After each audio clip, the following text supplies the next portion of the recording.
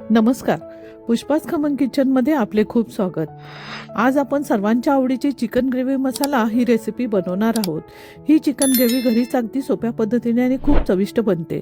अर्धा kilo chicken 4-5 पाण्याने स्वच्छ धुवून घ्यायचं आहे. यामुळे चिकनचा विशिष्ट वास नाहीसा होतो. आता प्रथम बाउलमधील चिकनमध्ये एक लिंबू पिळून यामध्ये आले लसूणची पेस्ट, हळद, मध्यम आकाराची वाटी दही, मिरपूड, मीठ घालून हे चांगले मिक्स करून घेऊया. यामुळे चिकन टेंडराइज होते. आता 1 टेबलस्पून चिकन मसाला घालून चांगले मिक्स करून 1 तास झाकून ठेवायचा आहे. कांदा, टोमॅटो, कोथिंबीर, खोबरे कट करून घ्यायचे आहे. कढईमध्ये तेल घालून कट केलेला कांदा, टोमॅटो, खोबरं कांद्याबरोबर परतून घ्यायचं आहे. खोबरं अगोदरच तळून घेतलं आहे. आता हे सर्व मिक्सरमधून बारीक वाटून घेऊया. ही पेस्ट एकदम खूप क्रीमी झाली आहे.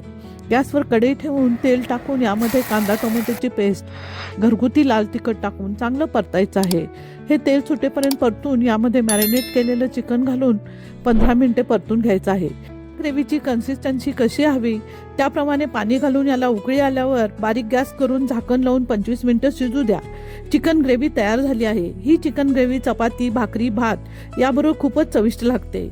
त्या सोप्या रेसिपी पाहण्यासाठी पुष्पाज खमन किचनला सबस्क्राईब नक्की करा. पूर्ण व्हिडिओ पाहण्यासाठी खाली लिंक दिली आहे. धन्यवाद.